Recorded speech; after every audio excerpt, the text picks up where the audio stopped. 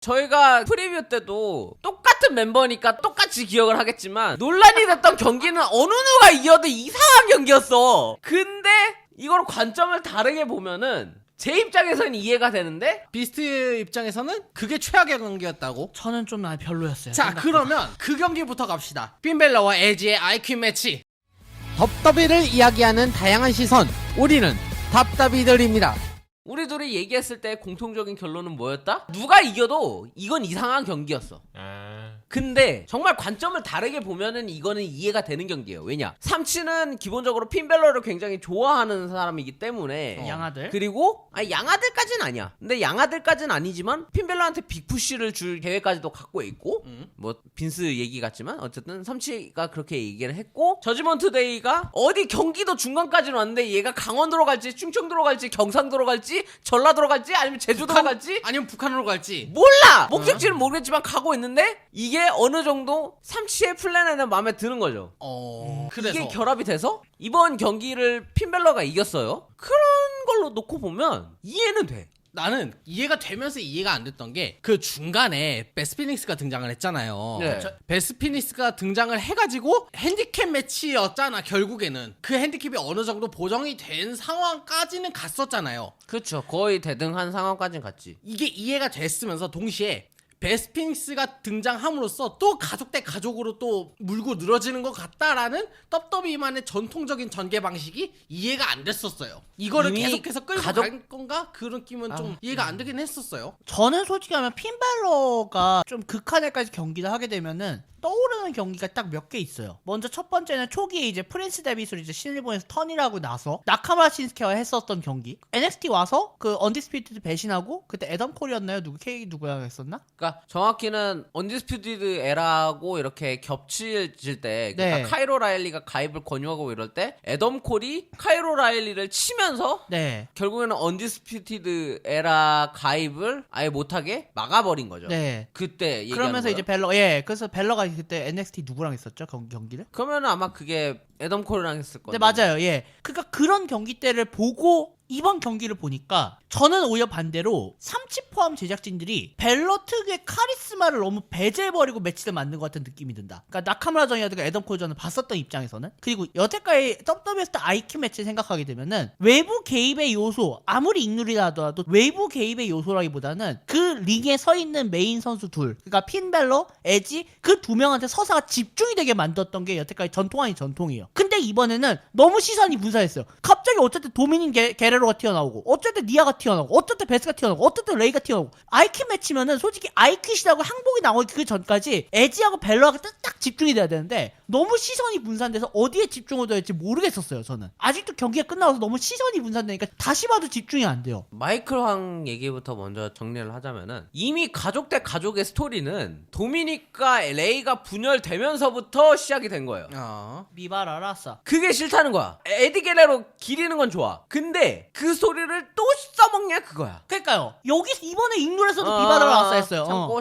참고 그러다 보니까 보면서도 이해가 안 됐던 장면은 아무리 자기 아빠지만 어차피 태어난 동방 예의지국 사람이니까 그냥 얘기를 해보자면 아들이라는 애가 아빠를 짓밟았다. 아들 놈의 새끼가. 그러니까 애초에 그게 이해가 안 되는 거. 그리고 비스트 얘기로 넘어가서 핀벨러의 카리스마를 아예 배제해버리고 경기를 진행하게 했다? 약간 다른 관점에서 봐야 돼요. 첫 번째, 악역의 관점에서 보면은 악역은 절대 혼자서 이길 수가 없는 경기예요. 예외가 브록 레스너지. 근데 솔직히 하면 그 옛날에 블랙클럽 초기 때 잠깐만. 생각해보면은 그거는 신일본에서 생각을 해야 될 문제고 NXT 2기 때 벨러 2기로 보면은 그때도 약간 트위너적 성향이었지 악역은 아니었어. 그러다 보니까 악역이 원래 경기 풀어내는 스타일로 비춰서 봤을 때 이번에 차라리 패거리 그 이기는 방식은 각본과학적으로 합리적이었다. 누가 봐도 악역 스타일대로 경기를 풀어내는 게 맞는 선택이었어. 근데 어떻게 보면 그 경기는 결국엔 핀벨러가 이긴 거 아니고 리아 리플리가 이긴 거잖아. 세 번째, 완전 시선이 분산됐다. 그 부분에 대해서는 저도 인정을 해요. 그러니까 우리가 늘 생각하는 그 아이킨 매치들을 봤을 때 아마 마이클 황의 기억 속에는 그게 가장 존시나와 바티스타. 맞아요. 존시나 바티스타. 차 위에서 AA 하려고 하니까 그때서야 아이킨을 외치고 게임이 끝나버린 거고 이 사람이 기억했을 때 또 저기가 기억했을 때 아이킨 매치의 최고봉은 차보 게레로와 레이 미스테리오가 아이킥 매치 다리를 이렇게 탑 거기다가 끼워놓고 계속 치니까 결국에는 아이킥 하면서 끝난 거고 네. 최근에 있었던 샬럿과 론다의 아이킥 매치도 그렇고 선수들끼리 경기하다가 결국은 아이킥으로 끝난 거기는 해요. 그 부분에 대해서 나도 진짜 이해가 안 가. 그러니까 둘의 얘기를 종합을 해야 돼요. 또 베스피닉스를 끼워가지고 가족 대 가족 스토리로 가버리게 되고 또 그러면서 시선이 분산되면서 결국에는 선수 본인한테 아이킥을 얻어낸 게 아니라 선수의 가족을 위협을 하면서 아이킥을 얻어낸 거다 보니까 가족 대 가족을 또 끼어들게 만들어 라는 생각은 드는데 이것도 관점을 잠깐 바꿔보면은 선수 본인한테 아이킥을 얻어낸 건 아니기 때문에 설마 이걸 데이원까지 끌고 가겠다? 그럴 수도 있어요. 데이원까지는 아니어도 연말 페이퍼뷰 즉 서바이벌 시리즈. 그때까지 끌고 갈 가능성이 또 있는 아 거죠. 올해는 크라운 주얼 후에 바로 서바이버예요? 네. 아 네. 그렇게 됐군 일정표가. 아니면은 이걸 크라운 주얼로 갖고 갈 수도 있고요. 에. 이거 싸우지 갖고 간다고요? 갖고 갈 수도 있죠. 근데 떡더비라면 충분히 그럴 가능성이 있긴 하죠. 역시 그러니까- 떡더비한테 각본공항을 생각하면 안 돼.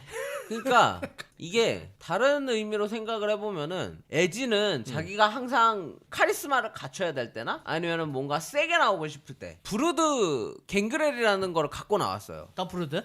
더 브루드. 그러니까 원래 갱그렐이라는 레슬러가 갖추고 있던 게 브루드라는 캐릭터인데 최근에 브루드 캐릭터를 갖고 나왔던 게 세스 롤린스한테 암전이 씌워진 다음에 그 위로 막 페인트 쏟아내가지고 빨간 거 하게 했었던 거 기억나죠? 그게 브루드 캐릭터예요. 그거를 핀벨러한테 또 써먹어가지고 결국에는 한 번은 에지가 완전 이 스토리의 결정판이 나게끔 그렇게 진행을 할 수도 있어요. 아 향후에 그렇게 진행될 가능성도 있다 이거지. 예. 아. 그러니까 지금까지 레이티드 알로였던 게 아니라 지금 말 그대로 다크 히어로 같은 브루드 캐릭터 쓸 수도 있다. 이번 해설에서 보통 아이킷을 얘기하게 되는 쪽은 선수로서는 약간 좀 타격을 입고 복귀하는데 굉장히 시간이 걸릴 수도 있다라고까지 얘기를 했는데 원래 보통 아이킷이 끝나고 소위 각본상 구성 내지 장기도 쉬는 그런 상황이 벌어지곤 했어요 원래. 근데 지금 보면은 베스피닉스가 공격 콘체르토를 당하고 결국에는 에지가 아이킷을 외쳤단 말이에요. 그러면 에지한테 가해진 피해는 없어요. 아 그러다 보니까 얘네는 한 번 더 적어도 부딪힐 가능성은 있다. 왜? 에지 본인의 복수도 그러고 도미닉과 에지의 이 얘기를 결정을 지어야 될 때가 언젠가는 오기 때문에. 그리고 아니면 도미닉과 레이 아이엠아 파피로부터 이어지는 무려 아 맞아 10몇 도미닉과 년을- 레이 도미닉과 에지는 크게 뭐 없는데 미바라 도미닉과 알았어. 딱 이거를 할 수도 있고 만약에 도미닉과 레이를 떼놓고서 생각을 해본다면 얘네들은 레메까지 갈 수도 있어요. 아 이게 핀벨러와 에지가? 아니 도미닉과 레이가 그러면 설마 도미닉이 레슬매니아에서 로우라이더 타고 오는 그 장면이 나올까요? 그러니까 어떻게 보면은 레이 미스테리오의 마지막 매치가 아 또 은퇴 떡밥이 있긴 있죠 레이에. 예. 아 그러네 레이도 은퇴 시기가 오긴 왔죠. 나이가 4, 50대니까. 그러니까 아들하고 마지막으로 레슬링을 레슬매니아에서 한 판 하고 자기는 지는 걸로 해가지고 떠날 수도 있는 거죠. 이제 아들과 이제 마지막 대립으로 해가지고 그렇게 한 수도. 이 잠깐 딴 얘기. 도미닉이 그럴 정도로 홀로서기를 할 수 있는 수준의 실력이 됐습니까? 아직은 더 커야지. 아직은 더 커야 되는데 최근 요번에 지금 잉글에 산 거 보면은 그래도 우리가 알고 있는 소위 레슬러의 감정선 있잖아요. 감정선적인 부분에서 성장했어. 그러니까 물론 아직 스킬적인 부분에서 성장은 없었는데 뭐랄까 사이콜로지가 좀 성장했다는 느낌. 이번에 저지먼트 데이 악역 수행하면서 뭔가? 일단 오케이. 그러면서 좀 닉네임만 좀 도미닉 게레로 정식으로 바꿨으면 좋겠어 개인적으로. 그거를 굳이? 난 왜? 그랬으면 좋겠어. 아니 악역으로 하고 있는데 미스테리오 갖고 있는 건 너무 좀 그래. 미스테리오 이름 안 붙이잖아. 도미닉이라고 그냥 다니잖아. 아니 그러니까 아예 그럴 거면 확실히 정확하게 게레로 붙여달라고. 그걸 왜 하고 있냐니까? 나 진짜 이해가 안 돼서 그래요. 아니 악역이라면은 도미닉만 붙이긴 너무 재미가 없으니까 도미닉 게레로로 깔끔하게 붙여달라고요. 어차피 기술 쓰는 것도 쓰리아미고스에 저거 프로 스프레시인데. 프로그 스플래시나 쓰리아미고 이런 거의 경우에는 거의 멕시코 선수들이 거의 다 쓰는 거지 뭐. 거기다가 지금 들린 얘기는 게레로밤을 쓸 수 있다는 얘기가 있어요 지금.